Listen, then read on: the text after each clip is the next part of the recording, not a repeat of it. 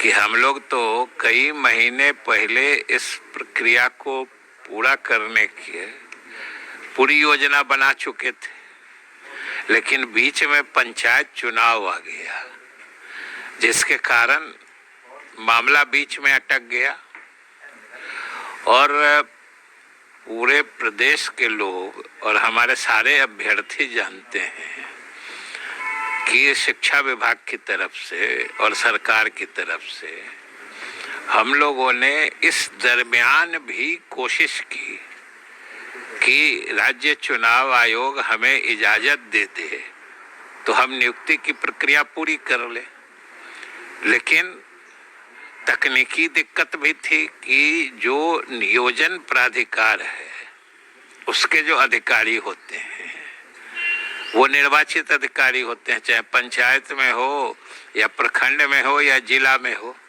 उन्हीं लोगों का निर्वाचन होना था। तो स्वाभाविक रूप से चुनाव आयोग ने कहा कि ये प्रक्रिया पूरी हो जाने के बाद ही उचित होगा।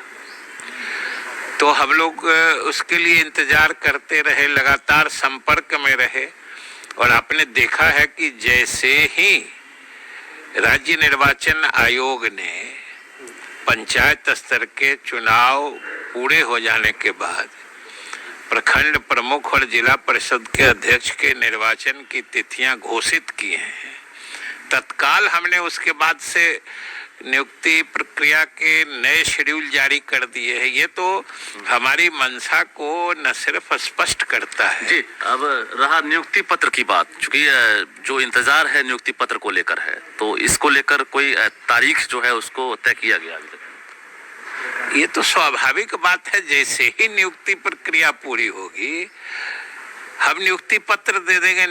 नियुक्ति पत्र रोकने की हमारी कोई मंशा नहीं है, लेकिन एक चीज हमने बार बार स्पष्ट किया है कि तकनीकी और प्रशासनिक कारणों से जब तक सारे नियोजन इकाइयों द्वारा प्रक्रिया पूरी नहीं कर ली जाती है, अलग अलग समय में अलग अलग पंचायत या नियोजन इकाइयों के शिक्षकों को नियुक्ति पत्र देना, इससे तकनीकी बाधा और प्रशासनिक दिक्कत पैदा होगी, वरीयता का प्रश्न आ जाएगा, कुछ पहले ज्वाइन कर लेंगे कुछ।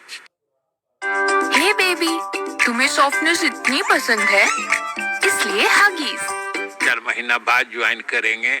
तो इसलिए हम लोगों ने बार बार स्पष्ट किया है, लेकिन कि अब हम लोग पूरा कर लेंगे। अभी के हिसाब से जो संभावना है कि जनवरी तक में प्रक्रिया पूरी हो जाएगी और फरवरी में हम लोग नियुक्ति पत्र दे देंगे। जी, फरवरी में कोरोना को लेकर भी तीसरी लहर को लेकर एक आशंका और संभावना जताई गई है, एक वो भी डर बना हुआ है। तो क्या अगर फरवरी में कोरोना पीक पर होता है तो इसमें कोई बाधा तो नहीं बनेगी? देखिए, अभी कोरोना किस रूप में फैलेगा इसके बारे में तो अभी न हम कोई भविष्यवाणी कर सकते हैं, न कैसी स्थिति आ जाएगी उसके बारे में हम कुछ अभी बता सकते हैं।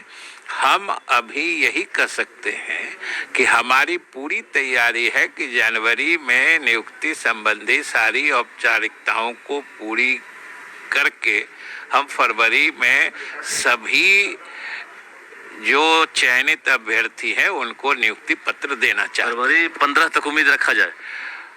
हमने फरवरी कहा, उससे पहले भी हो सकता है, 2 दिन बाद भी हो सकता है। जी, लेकिन अभ्यर्थी ये बता रहे हैं कि शीतकालीन सत्र में जो जिस तरह से उन्होंने कहा था मंत्री जी ने, उसके बाद काफी वक्त लग गया और जब 3 तारीख को शपथ ग्रहण प्रक्रिया खत्म हो रही है तो फिर 17 से काउंसलिंग क्यों?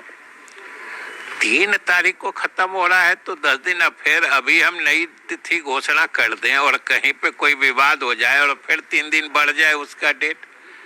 आप जानते हैं चुनाव में कभी स्थगित भी हो जाता है, फिर बाकी भी रह जाता है, इसलिए वो जान के एक सुरक्षित अंतराल दिया गया है। ये सुरक्षित अंतराल का बात है। नहीं तो एक हफ्ता पहले हम तो कह रहे हैं, हम महीनों पहले पूरा करना चाह रहे थे, आप सप्ताह की बात कर रहे हैं। अभी तक तो हम अपने सारे नव चयनित शिक्षकों को नियुक्ति पत्र देके हम विद्यालयों में उनकी सेवा लेके हम अपने बच्चों को शिक्षित करा रहे होते अगर ये चुनाव बीच में नहीं आता। लेकिन जिस तरह से जो पंचायत चुनाव है उस दौरान काफी बाधा भी पहुंची है और जो अभ्यर्थी हैं एक तरह से उनका इंतजार जो है, सब्र का बांध टूटता चला जा रहा है और ट्विटरबाजी हो, सोशल मीडिया पर लगातार वो लिखते जा रहे हैं सरकार के खिलाफ। अब उन्हें किसी पर विश्वास नहीं है, तो क्या लग रहा है ये विश्वास कैसे कायम होगा? देखिए, मेरी समझ से बेसब्र होने की स्थिति नहीं है। बेसब्र तो आदमी तब होता है जब कोई कारण समझ में नहीं आए। आप ही से हम पूछते हैं, जब सारे कारण, सारी वजहें, सभी कुछ सामने है, तो बेसब्र होना ये किसी भी हालत में लाजमी नहीं है। ये होना ही नहीं चाहिए, सब लोग समझ रहे हैं।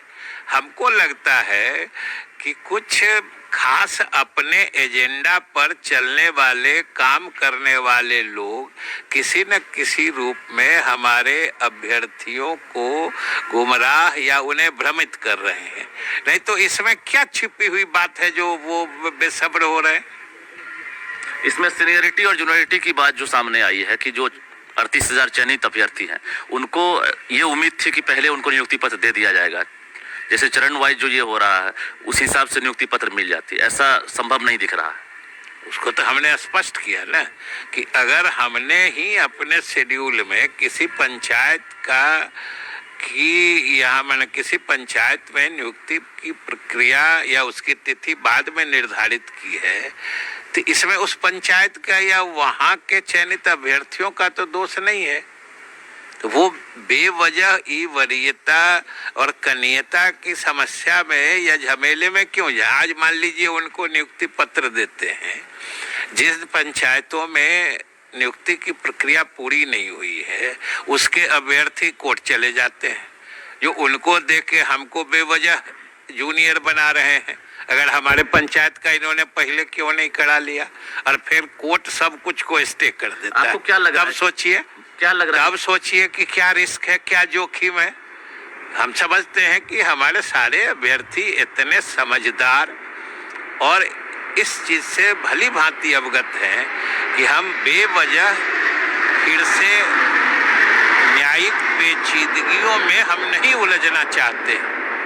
हम साफ साफ तरीके से नियुक्ति करके जो हमारे अभ्यर्थी हैं, बेरोजगार हैं, उनको भी शिक्षक के रूप में सेवा करने का मौका देना चाहते हैं।